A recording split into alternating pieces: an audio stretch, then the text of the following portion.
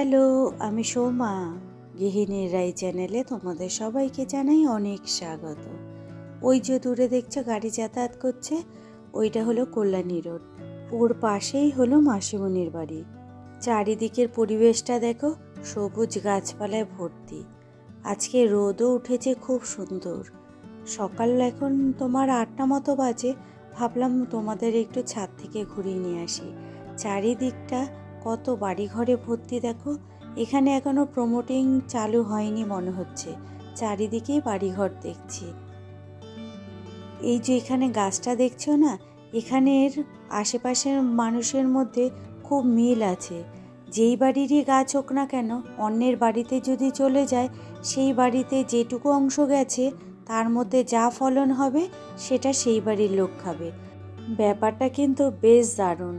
তবে ছোটবেলায় দেখেছি এক বাড়ির গাছ আরেক বাড়িতে গেলে পরে সেই বাড়ির অংশে যেটুকু পড়তো কেটে ফেলে দিত।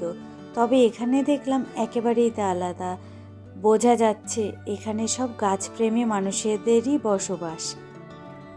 চলো নিচে যাই, এখানে বড্ড রোদ, আর দাঁড়ানো যাচ্ছে না। আমরা সকালবেলাতে উঠে চা বিস্কুট খেয়ে স্নান টান করে এখন ড্রেস করে বসেছি। এখন আবার জল খাবার খেয়ে তারপরে যাব হলো তোমার জল ভরতে। আর এখানে সবাই মিলে এখন বসে সাজাগোজা চলছে। এ দেখো আমার দিদি এখানে সাজছে, আমার সাজাগোজা কমপ্লিট। মামি হাফ সেজে বসে আছে। আর এই দেখো এরা এখন ঘুম থেকে উঠলো, কালকে অনেক রাত জেগেছে তাই।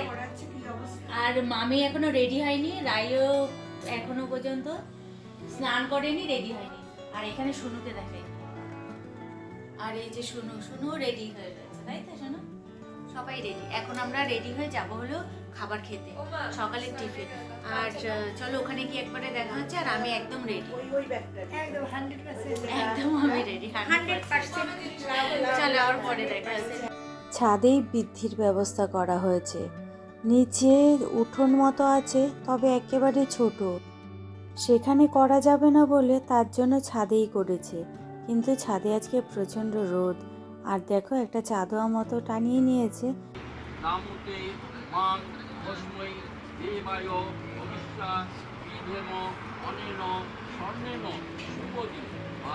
বিয়ে বাড়িতে মেয়েরা সাজবে ছেলেরা সাজবে না তা কখনো হয়?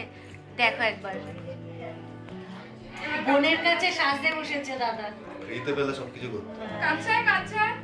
এখন যাবে মেয়ের বাড়ি হলুদ, তার জন্য এখানে এখন হলুদ কোটা হচ্ছে।